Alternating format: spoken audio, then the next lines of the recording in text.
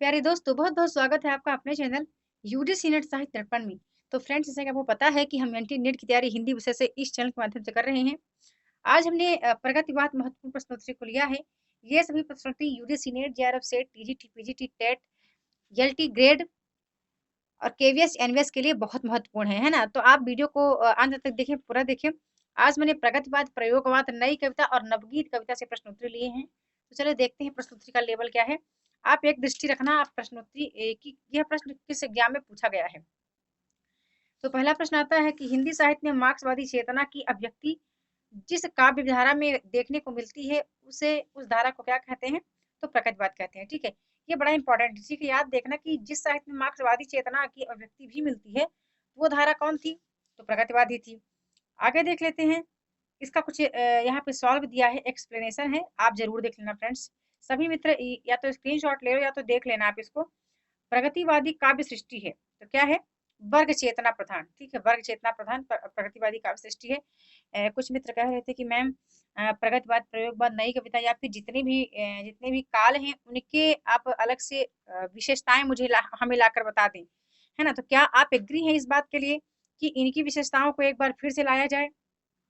तो आप कमेंट करके जरूर बताइएगा। ठीक है, इन सभी की विशेषताओं को मैं क्या एक वीडियो के माध्यम से आपको प्रोवाइड कराऊं, आप बताना मुझे। अगला प्रश्न है द्वंदात्मक भौतिकवाद, विकासवाद। द्वंदात्मक भौतिक विकासवाद किसका विधारा का आधार है? तो प्रगतिवादी। आगे देख लेते हैं अगला प्रश्न। प्रश्न दिया गया है कि बिंदी बिंदी प्रगतिवाद का आधार है। तो द्वंद्वात्मक भौतिकवाद जो है क्या है? प्रगतिवाद का आधार है ना? दिल्ली केंद्रीय विद्यालय पीजीटी में पूछा गया था, 2015 का प्रश्न है। आगे देख लेते हैं प्रगतिशील लेखक संघ किस स्तर की संस्था है? तो इसका याद रखना उत्तर अंतरराष्ट्रीय। ठीक है, देखो कुछ चीजें हैं जो आपको याद रखनी पड़ेगी, है ना? कुछ चीजें हैं जो हम समझ लेते हैं, थ्योरिकल समझ लेते हैं तो हमें ऑलरेडी हम उसका आंसर कर लेते हैं, लेकिन कुछ तथ्य ऐसे हैं जो हमें याद रखनी पड़ेंगे। तो जैसे ये आप याद रखना कि प्रगतिशील लेखक संघ किस स्तर की संस्था है? तो अंतरराष्ट्रीय स्तर की है। एक दृष्टि मैंने कहा है कि आप इस पर भी रखना कि जो टीजीटी पीजीटी देना चाहते हैं, जो केवीएच एनवीएस दे रहे हैं या फिर जो एलटी ग्रेड दे रहे हैं, तो उनके लिए फ्रेंड्स बड़ा इंपॉर्टेंट ये प्रश्न है। उनको ये थोड़ा सा आइडिया लग जाएगा कि प्रश्नोत्तरी बनते कैसे हैं।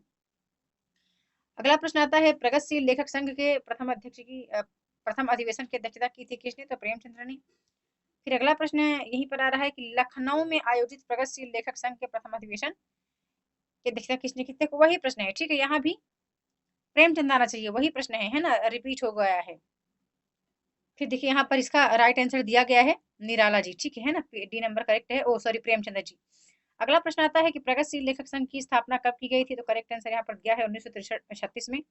नेक्स्ट है अगला प्रश्न कि 1936 में ही प्रगतिशील लेखक संघ के ऐतिहासिक आयोजन के अध्यक्ष कौन थे? तो प्रेमचंद जी। देखो कई बार वही प्रश्न रिपीट हुआ है ना, कई बार वही प्रश्न रिपीट हुआ है, तो मैं रिपीट प्रश्न को नहीं पढ़ूंगी, है ना? जो मुझे लगता है कि आपको जिसका नॉलेज नहीं है, जिसकी जानकारी उन प्रश्नों को बता देंगे। प्रगतिशील लेखक संघ की स्थापना लंदन में किसके प्रयत्न से हुई थी? तो हमारा सी नंबर करेक्ट है, मुल्कराज आनंद व सज्जाद जहीर।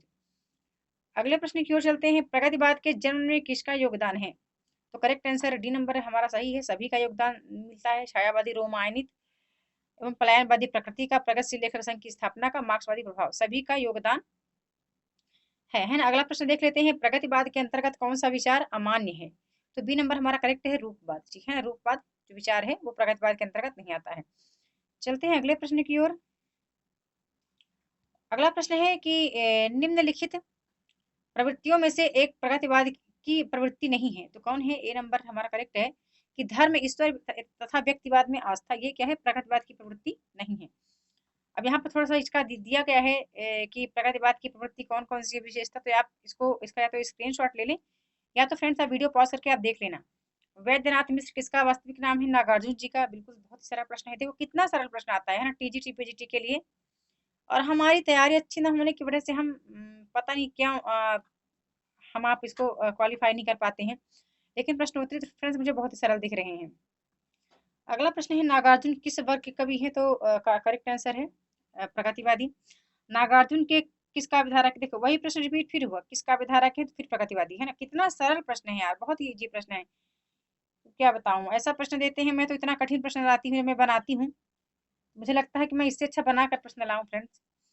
अगला प्रश्न है कि कबीर के उपरांत हर विध्वंसकारी और जन विरोधी शक्ति को सर्वाधिक खुली चुनौती देने वाले साहित्यकार कौन है? तो बी नंबर करेक्ट है नागार्जुन जी। है ना। अगला प्रश्न देख लेते हैं, बड़े ही सरल प्रश्न है फ्रेंड्स, बहुत सरल प्रश्न है ये, मैं तो बड़ा कठिन प्रश्न बनाती हूँ यार।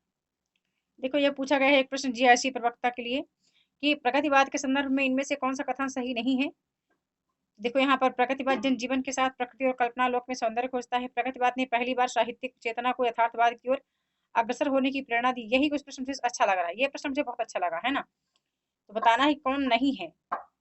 तो इसका जो करेक्ट आंसर है ए नंबर सही है कि प्रगतिवाद जनजीवन के साथ प्रकृति और कल्पना लोक में सौंदर्य खोजता है ना। कुछ इस तरह के प्रश्न आए तो यार आनंद भी आए करने में, इतना सरल प्रश्न पूछते हैं। और क्या कहूँ, प्रगतिवादी समीक्षक हैं, बताना है आपको, प्रगतिवादी समीक्षक हैं तो कौन है, रामविलास शर्मा, है ना। यदि हमने हिंदी आलोचना को पढ़ा है, और हिंदी आलोचना करते समय मैंने वैसे भी पीडीएफ आपको ग्रुप में दिया था, और मतलब काफी सारे तथ्य मैंने बताए थे कि ये कवि, ये आलोचक, ये निबंधकार, ये कहानीकार हैं जिनको आपने पढ़ना है, चाहे आप नेट दे, जेआरएफ दे, टीजीटी पीजीटी दे। यहाँ फिर से देखो कितना सरल प्रश्न आ गया कि प्रगतिवादी कवि हैं तो कौन है, केदारनाथ अग्रवाल है, सी नंबर हमारा करेक्ट आंसर है। वन लाइनर प्रश्न है, इतने इजी प्रश्न पूछते हैं, है ना। आगे देख लेते हैं अगला प्रश्न फिर से। अगला प्रश्न है फूल नहीं रंग बोलते हैं, एक रचनाकार का नाम बताना है। तो करेक्ट आंसर है हमारा केदारनाथ अग्रवाल। आगे चलते हैं फ्रेंड्स, अब मैं थोड़ा फास्ट पढ़ा रही हूँ, ठीक है, ध्यान से आप सुनते जाना, मैं फास्ट बोल रही हूँ क्योंकि ये बहुत सरल प्रश्न है और ज्यादा टाइम मुझे खींचना पसंद नहीं है ना। इतने सरल प्रश्नों में ज्यादा टाइम खींचना मुझे अच्छा नहीं लग रहा है। अब मैं फास्ट बोलती हूँ, आप ध्यान से वीडियो को सुनना। जमुन जल तुम काव्य के रचनाकार कौन है, डी नंबर हमारा करेक्ट है, केदारनाथ अग्रवाल। आगे चलते हैं, अगला देख लेते हैं, इनमें से कौन सी रचना केदारनाथ अग्रवाल की नहीं है। तो हमारा जो करेक्ट आंसर है, देखो यहाँ पे सी एंड डी दोनों दिया है कि दोनों आग का झरना और युगधारा दोनों ही क्या किसके नहीं है, केदारनाथ अग्रवाल के नहीं है। बिल्कुल सही है ना।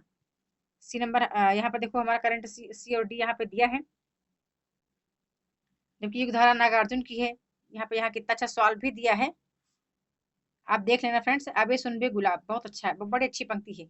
भूत मत फूल मत पाई कर पाई खुशबू रंगो आप, काव्य की का संबंध किससे है, तो प्रकृतिवादी चेतना से है।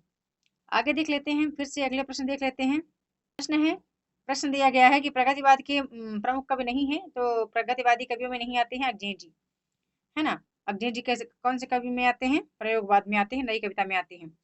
अगला प्रश्न है, निम्नलिखित में से किस लंबी कविता के रचयिता मुक्त बोध हैं। तो करेक्ट आंसर हमारा बी नंबर करेक्ट है, अंधेरे में। अब आगे देख लेना, राम की शक्ति पूजा साधी वीणा पेशोला की प्रतिध्वनि, इनकी कवियों को आप देख लेना, यहाँ पर बड़ा अच्छा दिया है, ठीक है, यहाँ पर बड़ा अच्छा दिया है। वीडियो को पॉज करके आप सभी मित्र देख लेना। अगला है चांद का मुंह टेढ़ा है के रचयिता मुक्ति बोध है, अब ये बताने की आवश्यकता नहीं, बड़ा ही सरल प्रश्न है फ्रेंड्स। अगला प्रश्न आता है, भूल गलती कविता के कवि कौन है, हमारा जो करेक्ट आंसर है मुक्ति बोध ही है। आगे देख लेते हैं, अगले प्रश्न की ओर चलते हैं। यार बड़े सरल प्रश्न है, बहुत ही इजी प्रश्न है। ये देखो पीजीटी में पूछा गया है, पीजीटी 2010 में पूछा गया था कि अंधेरे में कविता किसने लिखी है, तो मुक्ति बोध ने, है ना। आगे देख लेते हैं, कामायनी एक पुनर्विचार नामक आलोचना ग्रंथ के लेखक कौन है, तो डी नंबर हमारा करेक्ट से है, गजानन माधव मुक्ति बोध है। फिर अगला प्रश्न देख लेते हैं, हाँ ये कुछ ठीक प्रश्न लग रहा है, रहस्य पुरुष का बिंब मुक्तिबोध की किस कविता में नहीं है, रहस्य पुरुष का बिंब मुक्तिबोध की किस कविता में नहीं है, तो करेक्ट आंसर हमारा बी नंबर अंधेरे में। ये कुछ ढंग का प्रश्न दिखा मुझे। गजानन माधव मुक्तिबोध की रचना चांद का मुंह टेढ़ा है में कौन सी कविता संकलित नहीं है, तो हमारा एक नंबर सही है, ए नंबर जन्मदिन की धूप। फिर अगले प्रश्न की ओर चलते हैं, मुक्तिबोध की किस पुस्तक को प्रतिबंधित किया गया था, है ना, मुक्तिबोध की किस पुस्तक को प्रतिबंधित किया गया था, तो करेक्ट आंसर है भारत इतिहास और संस्कृति। आगे देख लेते हैं फ्रेंड्स, अगला क्या प्रश्न है, त्रिलोचन शास्त्री की कविताएं हिंदी के अतिरिक्त किस अन्य उपभाषा में है, तुम्हारा करेक्ट आंसर है अवधी में है। त्रिलोचन शास्त्री की ध्यान से देखना कि कविताएं हिंदी के अतिरिक्त और किस भाषा में है, तो अवधी में है। अगला प्रश्न देख लेते हैं, अगले प्रश्न की ओर चलते हैं कि निम्नलिखित में से दिनकर की काव्य रचना नहीं है, तो डी नंबर हमारा करेक्ट है, त्रिधारा दिनकर की नहीं है, बाकी कृष्णा दिनकर जी की है ना। आगे देख लेते हैं अगला प्रश्न फ्रेंड्स, बड़ा बहुत इजी प्रश्न है, इतने इजी। फिर अगला प्रश्न है, हारे को हरिनाम शीर्षक काव्य ग्रंथ के रचनाकार का नाम बताना है। तो इसका जो हमारा करेक्ट आंसर है बी नंबर करेक्ट है, ठीक है, रामधारी सिंह दिनकर है। अगले प्रश्न की ओर चलते हैं, संस्कृत के 4 अध्याय बिल्कुल हम सबको पता है, दिनकर जी की है रचना है। फिर अगला प्रश्न आता है हमारे स्क्रीन पर कि रामधारी सिंह दिनकर की किस कृति को आधुनिक गीता कहा गया है, कुरुक्षेत्र को, है ना, याद रखना इसको। ये भी कुछ ढंग का प्रश्न दिखा मुझे अभी तक। ये पीजीटी 2003 का है। आगे चलकर देख लेते हैं फिर से कुछ महत्वपूर्ण प्रश्नों को। प्रश्न दिया गया है कि रामधारी सिंह दिनकर की काव्य कृति कौन सी है? तो हमारा करेक्ट आंसर यहाँ दिया है कुरुक्षेत्र, ठीक है। लोकायतन, आर्यावर्त, उन्मुक्त इनकी नहीं है। अगला प्रश्न है 40 नंबर कि दो राह समय के रथ का घर घर नाद सुनो, सिंहासन खाली करो की जनता आती है। बहुत बार पूछा गया प्रश्न, ठीक है। ये प्रश्न कई बार रिपीट हुआ है, नेट के एग्जाम में भी 1-2 बार पूछा जा चुका है। रामधारी सिंह दिनकर की पंक्ति है। फिर अगला देख लेते हैं, बाल कृष्ण शर्मा नवीन का सर्वप्रथम प्रकाशित काव्य संग्रह कौन सा है? हमारा जो करेक्ट आंसर है डी नंबर, कुमकुम है, ठीक है। अगला प्रश्न फिर देख लेते हैं। कुछ यहाँ महत्वपूर्ण तथ्य फ्रेंड्स दिए गए हैं, तो आप देख लेना, है ना। कुछ महत्वपूर्ण तथ्य यहाँ दिए गए हैं, आप देख लेना, ठीक है। नवगीत दशक 1, 2, 3 का संपादक कौन था? हमारा करेक्ट आंसर है शंभुनाथ सिंह, ठीक है, शंभुनाथ सिंह है। फिर अगले प्रश्न की ओर चलते हैं। अगला प्रश्न हमारा क्या दिया गया है? अब देखिए क्या आ गया, अब क्या आ गया, प्रयोगवाद आ गया, है ना। हमने कहा था हम प्रयोगवाद, प्रगतिवाद, नई कविता, नवगीत कविता करेंगे, लेकिन इतने इजी प्रश्न है फ्रेंड्स कि मैं इनसे जो चीजें हमें आ रही है उनको मैं नहीं लाऊंगी, है ना। जो तथ्य कुछ कठिन है, जो प्रश्न उनको मैं लेकर आऊंगी छाट छाट के, मतलब स्वयं टाइप करके, स्वयं से टाइप करके, है ना। तो बस आज की वीडियो में इतना ही। अभी नेक्स्ट वीडियो में आएगी, यदि मेरी आती है तो मैं खुद से टाइप करके प्रश्न उत्तर लाऊंगी। बाकी मैं बताती चली जाऊंगी कि ये प्रश्न कहाँ पूछा गया था, क्योंकि इतना तो याद हो ही जाएगा, 1-2 बार रिविजन हो चुका है ना। बाकी प्रश्न वैसे ही हैं, देखो कितने इजी प्रश्न दिए गए फ्रेंड्स यहाँ पर। हाँ, ये है कि सॉल्व आपको मिलता है। एक बेनिफिट ये है आपको कि सॉल्व यहाँ मिलता है। आप बताना क्या यही प्रश्न, इसी प्रश्न को हम आगे बढ़ाएं या फिर हम खुद से टाइप करके लाएं। बड़ा एक आपको मतलब बेनिफिट ये हो रहा है कि यहाँ आप बिल्कुल स्पष्ट देख रहे हैं कि ये टीजीटी 2010 का प्रश्न है। जैसे अक्षय का पूरा नाम इतना सरल प्रश्न है ना। जैसे एक ये प्रश्न आगे कि प्रयोगवाद के प्रवर्तक के अनुसार प्रयोगवादी कवि का मुख्य तथ्य क्या था? तो ये काफी अच्छा प्रश्न लग रहा है। नई राहों का अन्वेषण, है ना, काफी अच्छा है। अब यहाँ पर देखो, ये जो सॉल्व मिलता है, ये सॉल्व आपको वहां नहीं मिलेगा, है ना। यदि मैं स्वयं से टाइप करके आती हूँ तो मैं इसलिए लेकर आती हूँ कि यहाँ पर आपको सॉल्व भी मिल रहा है। आप इसका स्क्रीनशॉट ले लें या फिर आप वीडियो को पॉज करके आप बिल्कुल देख सकते हैं, पढ़ सकते हैं, है ना। आप मुझे बताना करना क्या है। सभी मित्र मुझे बताएंगे टाइप करके, क्या ऐसे ही चलने दें? बिल्कुल, ये देखो कितना अच्छा पीडीएफ आपको मिल रहा है देखने के लिए। बड़े गौर से इसको देखिए, इसको पढ़ लीजिएगा, है ना। फिर आप बताना, मतलब काफी इजी प्रश्न है फ्रेंड्स। मैं थोड़ा सा वो हो जाती हूँ, कितने इजी प्रश्न यार पूछा नहीं जाता है एग्जाम में, लेकिन ये टीजीटी पीजीटी का बिल्कुल स्पष्ट प्रश्न उत्तर दिख ही रहा है। हाँ देखो, जीआईसी प्रवक्ता प्रवक्ता 2015 का प्रश्न, ये कितना सरल प्रश्न यहाँ पर आ गया है ना। तो बस आज की वीडियो में इतना ही।